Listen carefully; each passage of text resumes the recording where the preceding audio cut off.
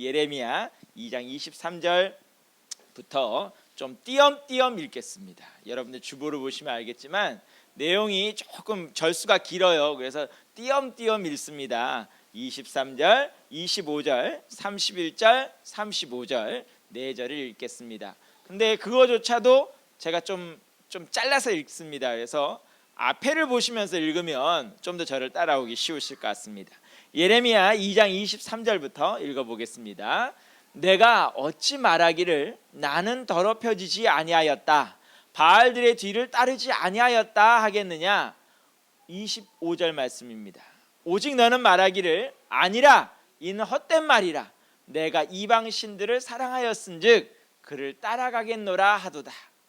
자, 이 31절 말씀, 무슨 이유로 내 백성이 말하기를 우리는 노였으니 다시 주께로 가지 아니하겠다 하느냐. 35절 말씀, 그러나 너는 말하기를 나는 무죄하니 그의 진노가 참으로 내게서 떠났다 하거니와 보라 내 말이 나는 죄를 범하지 아니하였다 하였으므로 내가 너를 심판하리라. 아멘. 오늘 하나님 말씀 여러분들 주보를 보시면 제목이 뭐라 붙었냐 하면 어리석은 핑계는 희망을 죽인다 라고 붙어 있습니다. 여기 오늘 23절, 25절, 31절, 35절 말씀은요, 하나같이 이스라엘 백성이 하나님 앞에서 한 얘기입니다. 하나님께서 이스라엘 백성들에게 너희들에게 문제가 있고 너희들에게 죄가 있고 너희들이 회개해야 되고 할 때마다 이스라엘 백성들이 했던 말들입니다. 그런데 보면 이 말들이 다 동일한 게 아니라 조금씩 변하는 걸 볼 수 있습니다. 그래서 그 말씀부터 해서 제가 한 절마다 변해가는 단계에 대해서 한번 생각해 보도록 하겠습니다. 우선 25절 말씀 이왕 넘겼으니까 다시 한번 볼까요? 23절 말씀입니다. 내가 어찌 말하기를 나는 더럽혀지지 아니하였다, 바알들의 뒤를 따르지 아니하였다 하겠느냐라고 말씀을 하고 있습니다. 우선 여러분들이 이 뭔가 문제가 생겼을 때 제일 먼저 하는 행동이 뭘까요? 부정하는 단계예요. 난 그런 적 없어. 나는 문제 없어 정도가 아니고 나는 아예 그런 적이 없어 하고 잡아 떼는 겁니다. 여러분들 그 막장 드라마에서도 흔히 나오는 대목이죠. 맨 처음에 불륜이 걸렸든 뭐가 걸렸든 맨 처음에 나오는 게 뭐예요? 나 그런 적 없어. 확실히 잡아 떼는 겁니다. 만난 적도 없고 아는 바도 없고 뉴스에도 잘 나오죠. 정치인들도 잘 하는 말이죠. 한 번도 만난 적도 없고 일면식도 없고. 그런가 하면 개그 콘서트에서도 가끔 나오는 대목입니다. 제가 정확한 코너 이름은 기억이 안 나는데 남자를 못 만나는 이유인지 거기 단계에 보면 잘생긴 남자 주로 하는 게 뭐예요? 사귀던 여자한테 딱 다른 여자 사귀는 게 걸렸을 때 무조건 잡아떼는 거. 난 몰라 무조건 잡아떼는 겁니다. 23절 나오는 말씀이 뭘까요? 나는 더럽혀지지 않았어. 난 바알 섬기지 않았거든. 나는 깨끗해 라고 우기고 있는 것입니다. 정말 그럴까요?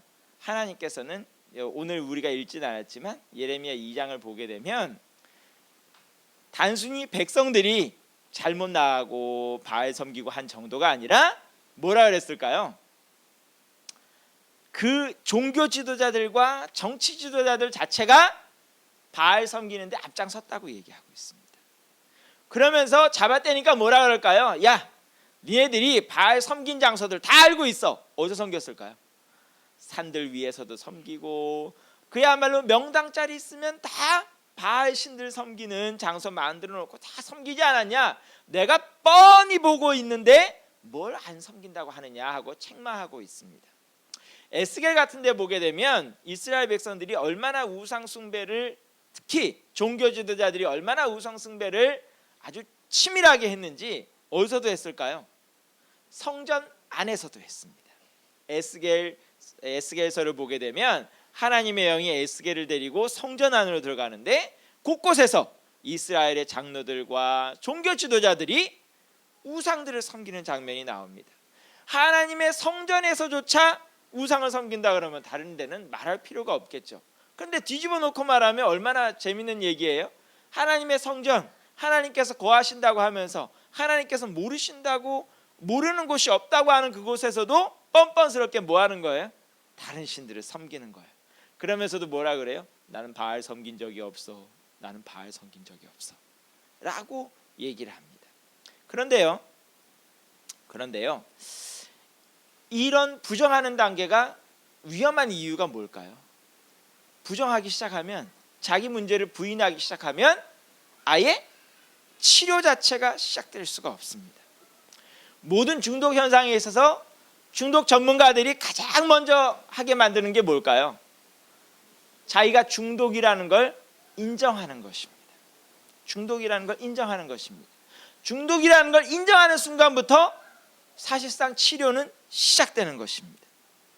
제가 어떤 분을 만난 적이 있냐면, 제가 그분을 만났을 때는 이미 그런 알코올 중독에서 벗어난 상태였는데, 전에 이분이 심각한 알코올 중독 상태에 들어갔던 분을 본 적이 있습니다. 얼마나 심각했는지 주변에서 아무리 뭐라 그러고 야단치고 뭐 배우자가 협박하고 가족이 협박하고 해도 소용이 없습니다.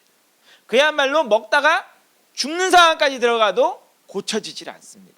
그러면서도 늘 뭘까요? 자기는 어떻다고 그럴까요? 나는 멀쩡해. 그냥 내가 끊으려 그러면 끊을 수 있어. 언제든지 끊을 수 있어. 라고 얘기를 합니다. 그런데 어느 순간 한 분이 와서 직설적으로 얘기를 합니다. 넌 중독이야. 너 지금 고치지 않으면 죽어. 그 얘기를 듣고 자기를 곰곰이 돌아보기 시작합니다. 내가 정말 중독인가? 그러면서 어떤 변화가 일어나냐 하면, 자기 스스로 알코올 중독자들 고침받는 자리에 갑니다. 외국에서도 유명 배우들 중에 특별히 이런 마약 중독에 걸린 사람들이 있는데 여러 부류가 있습니다. 어떤 사람은 여기 나오는 것처럼 끝까지 잡아뗍니다. 아니야, 나는 마약 중독이 아니야. 나는 아예 마약 건드리지도 않았어 하고 잡아떼는 사람이 있는가 하면, 어떤 사람은 자기 스스로가 치료 기관에 갑니다. 나 중독 상태입니다. 굉장히 유명한 배우, 굉장히 유명한 연예인인데도 나 지금 문제가 있습니다 하고 가는 것입니다. 그러면 어떻게 될까요? 치료가 됩니다. 회복이 됩니다. 부정하는 단계에서는 아무런 회복이 있을 수가 없습니다. 여러분들 삶 가운데도 인정하는 단계가 있기를 원합니다. 인정하는 게 뭐예요? 바로 회개입니다. 회개라는 게 뭘까요? 내가 잘못했습니다 하고 인정하는 것입니다. 제가 2001년도에 제대를 하고 2001년도에 딱 한 학기를 다녔던 학교가 있습니다. 제가 그 학교 실명을 밝히기는 좀 그렇고요. 그 학교에서 어떤 일이 있었냐 하면, 마지막에 이렇게 그 학생들이 학기말 페이퍼를 써가잖아요. 학기말 페이퍼를 써가는데, 그 교수님께서 그 학교에서 가장 좀 성질이 안 깨끗하기로 유명한 분이에요. 근데 그러니까 뭐 강의 시간에도 독설 날리기로 유명한 분인데, 이분이 학기말 페이퍼를 다 이제 학생들이 내니까 그 자리에서 앉아서 평가를 하기 시작하는 거예요. 평가를 하기 시작하는데, 물론 독설이 날아가죠. 가슴 아픈 얘기들이 많이 날아오죠. 그런데 한 학생이 교수님께서 지적하시는 것을 듣고 있다가 조목조목 반박을 하기 시작하는 거예요. 근데 반박하는 내용이 정말 자기가 잘했다는 것을 반박하는 게 아니라 핑계를 대기 시작하는 거예요. 사실은요, 그 대목은요, 사실 이렇게 하려고 했는데요, 제가 미처 못했고요, 저 대목은 저렇게 하려고 했는데요, 뭐 이래서 못했고요, 저래서 못했고요, 계속 핑계를 대는 거예요. 교수님께서 맨 마지막에 딱 하시는 말씀이 있었어요. 뭔 말씀하셨을까요? 책망을 제대로 받아들이지 않으면 발전을 할 수가 없다. 지금 교수님이 좀 성질이 좀 있긴 하지만 그럼에도 불구하고 지적하시는 얘기들은 틀린 말이 없거든요. 다 맞는 얘기를 하는 거예요. 듣기에 좀 껄끄러워서 그렇지. 그러면 어떻게 해야 돼요? 자기가 반박할 것이 있으면 반박해도 돼요. 그야말로 교수님 지적이 틀렸다든가 그러면 반박해도 돼요. 그런데 뭐예요? 핑계를 대는 거예요. 자기가 아니라고 이리저리 빠져나가려고 하는 거예요. 그 단계에서는 뭐가 나가는 거예요? 네가 그렇게 요리조리 피하기만 하면 고쳐지질 않고 인정을 하지 않으니까 발전이 없다는 거예요. 여러분들 삶 가운데도 발전이 있기를 원합니다. 그러기 위해서 제일 먼저 하는 게 뭐라고요? 회개고 인정입니다. 왜 교회에 오면 사람들이 의문을 가지는 게 있죠. 뭘 의문을 가질까요? 왜 울고불고 짜고 잘못했다 그러고 기껏 교회까지 와가지고 그러냐고 그래요. 뭐 그렇게 잘못한 게 많냐고. 그 사람은 잘못한 게 없을까요? 몰라서 그렇지 잘못한 게 많아요. 못 깨달을 뿐이에요. 그런데 문제는 그 회개의 관문을 통과하지 않으면 어떻게 될까요? 신앙의 발전이 없어요. 제가 어제도요 어떤 분을 한 분 만났어요. 근데 그분이 저를 찾아와서 그러는 거예요. 저보다 연배가 좀 많아요. 그분이 좀 이러는 거예요. 윤 목사, 정말 교회 가기 싫대요. 정말 교회 가기 싫대요. 아무런 감동도 없고 뭘 하는지도 모르겠고 정말 교회에 가기가 싫다는 거예요. 제가 보기에 여러 가지 그분이 정말 교회 가기 싫은 여러 가지 이유가 있겠지만 제일 큰 문제가 뭐냐? 한 번도 회개하는 걸 본 적이 없어요. 한 번도 회개하는, 물론 제가 못 봤을 수도 있지만 제대로 회개하는 걸 본 적이 없어요. 그러니 뭐도 없을까요? 하나님의 은혜에 대한 감동도 없어요. 그러니 뭐가 없을까요? 재미도 없어요. 왜 다니는지도 모르겠어요. 회개의 문턱을 넘지 않으면, 자기가 죄인이라는 걸 인정하지 않으면, 자기에게 문제가 있다는 걸 인정하지 않으면 교회만큼 재미없는 데가 없어요.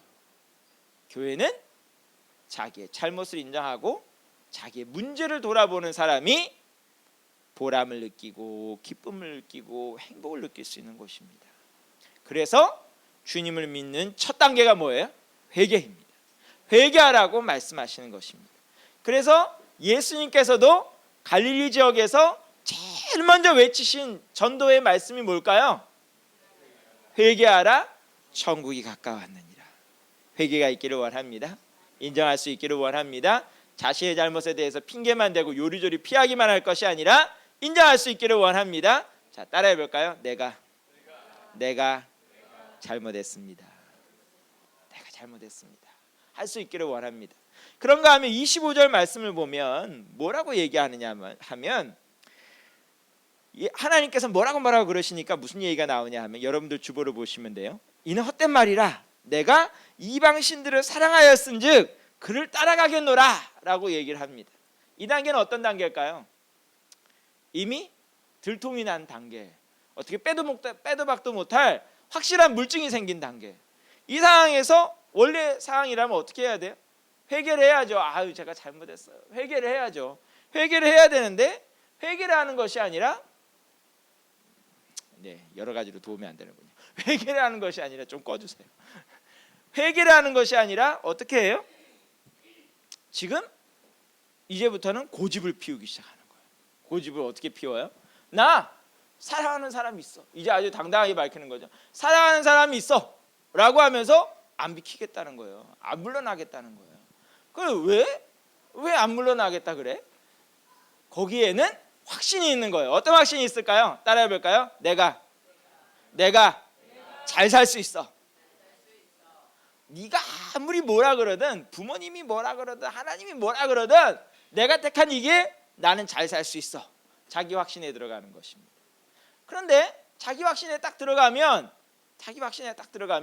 그때부터는 어떤 현상이 생길까요? 다른 사람의 말이 이제 귀에 들어가질 않아요. 그래서 흔히 사랑을 할 때 뭐가 씌었다 그래요? 콩깍지가 씌었다 그래요. 콩깍지 써본 적 있으세요? 콩깍지가 어떻게 생겼어요?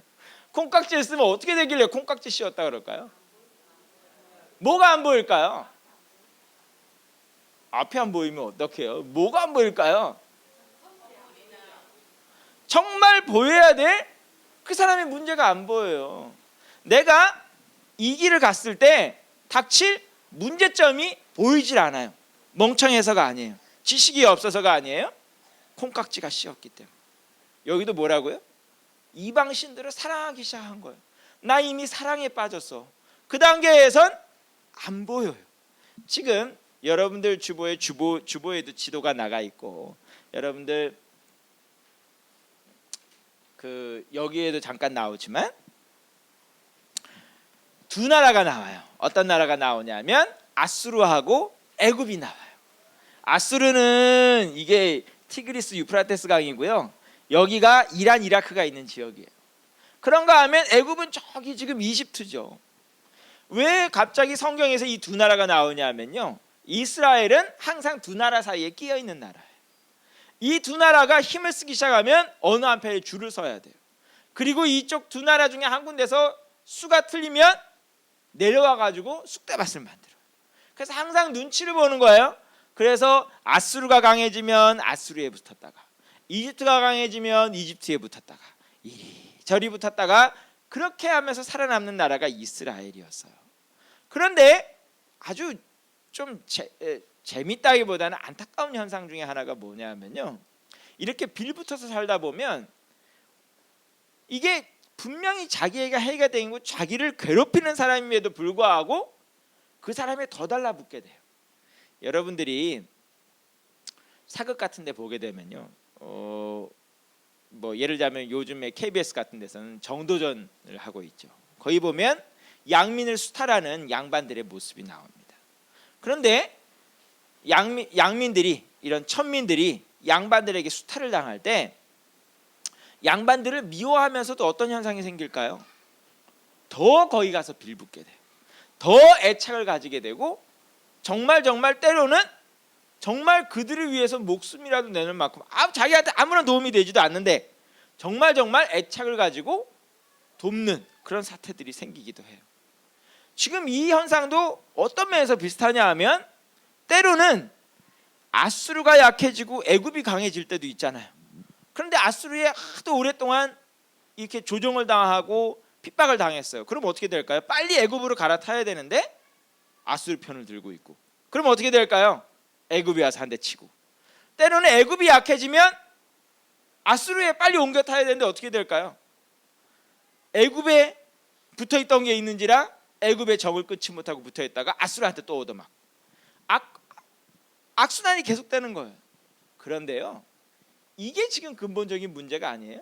뭐냐 하면은 이스라엘 백성들이 이 애굽과 아수르의 정을 끊지 못하는 더 큰 이유는 그 신들을 사랑하고 있는 거예요.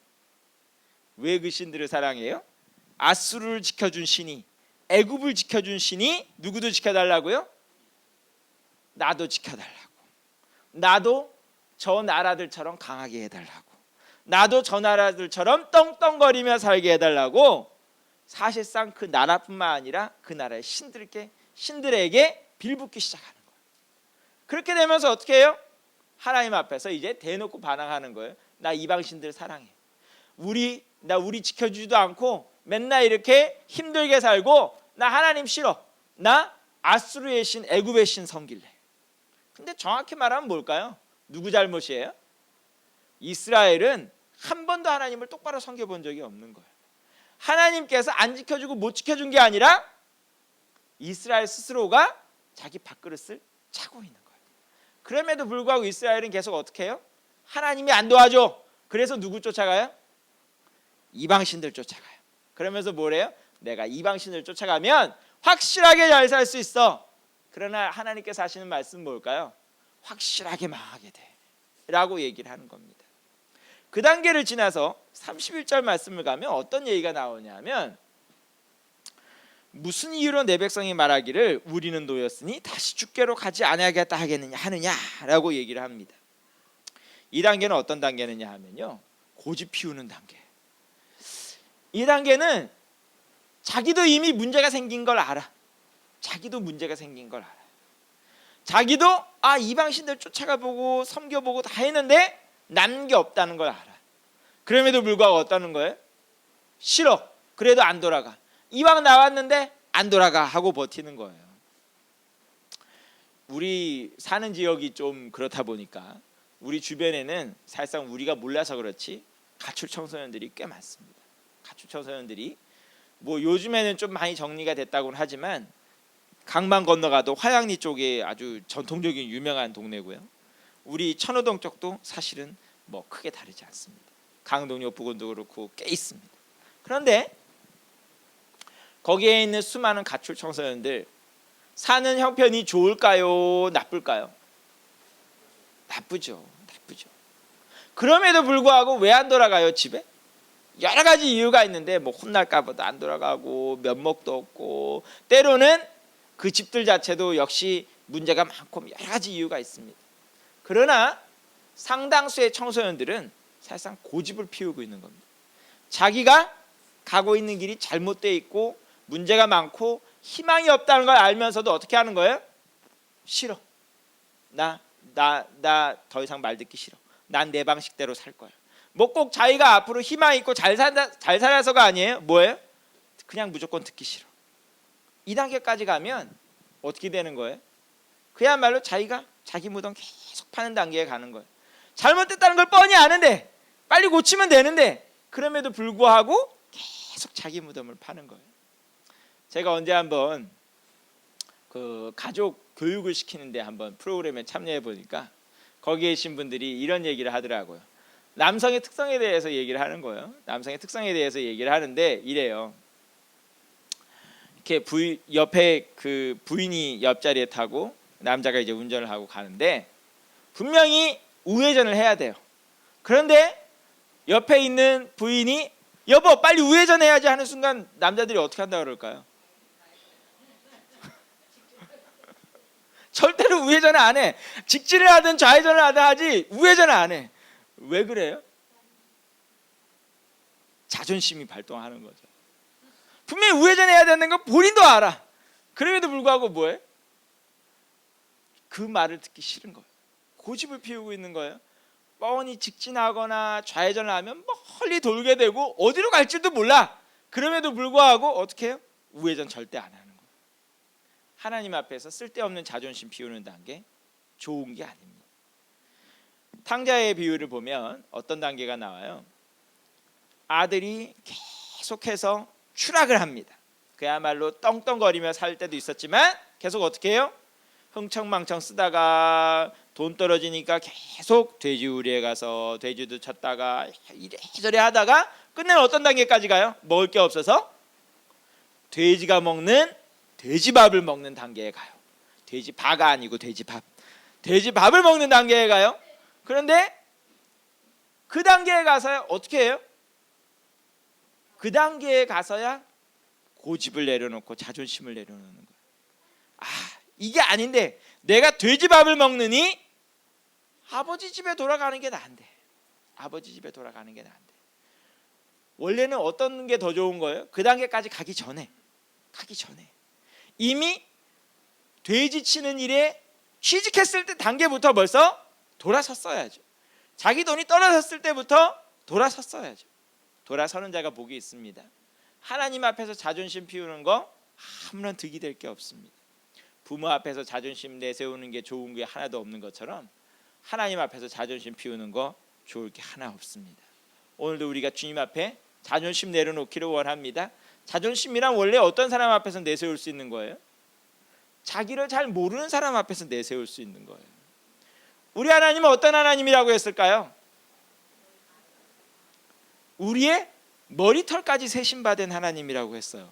혹시 아무리 좀 머리가 없는 분이라 할지언정 자기 머리카락 숫자를 셀 수 있는 분이 있나요? 없어요. 세다가 어떻게 될까요? 센데 또 세고 센데 또 세고 헷갈려서 못 세요.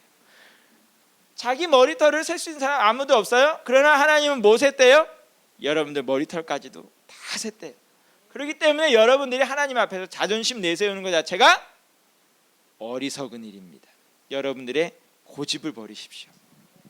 마지막으로 이스라엘이 망하는 단계가 어떤 단계가 올까요? 35절 말씀을 보면 그러나 너는 말하기를 나는 무죄하니 그의 진노가 참으로 내게서 떠났다. 이거 아주 황당한 단계예요. 지금 회개한 적도 없어요. 하나님 앞에 돌아온 적도 없어요. 근데 뭐라고 하는 거예요? 상황 끝. 무죄하다는 이유가 달리 무죄한 게 아니에요. 뭐라는 거예요? 나는 무죄 판결 받았다는 소리예요. 그리고 뭐라는 거예요? 내가 받아야 될 벌, 내가 받아야 될 문제, 내가 치러야 될 대가 이미 다 치렀다는 거예요. 끝. 상황 끝. 근데 그런다고 상황 끝 되나요? 상황 끝이 안 돼요. 모든 것을 쥐고 계신 하나님 입장에서 어떻게 해요? 얘가 회개한 적도 없고 돌아선 적도 없고 뭔가 반성의 기미를 보이는 것도 없는데 자기 혼자 상황 종료 내려버린 거예요. 저희가 얼마 전에 멕시코하고 축구 경기를 했죠. 멕시코하고 축구 경기를 했어요. 몇 대 몇이 됐을까요? 누가 4일까요? 멕시코가 4였어요. 이게 어이없이 진 경기였어요. 제가요 비슷한 경험을 한 적이 있는데요. 제가 그 필드에선 그 우리나라 축구 선수의 심정을 좀 생각해봤어요. 그 3대0, 4대0 되는 순간 축구 선수들의 마음은 어땠을까요? 뭐 하고 싶을까요? 뛰쳐나가고 싶고, 이왕 이렇게 된 거 조금이라도 빨리 뭐 하기를 원해요? 끝나기를 원해. 끝나기를 원해. 근데 그럴 때일수록 어떻게 해요? 심판은 별거 다 계산해가지고 안 그래도 지고 있는데 빨리 휘슬이라도 불어서 경기라도 종료해야 지는 거 끝나는데 어떻게 해요? 늦게 경기 종료 그 휘슬을 부는 거예요. 저도 비슷한 경험을 한 적이 있다니까요.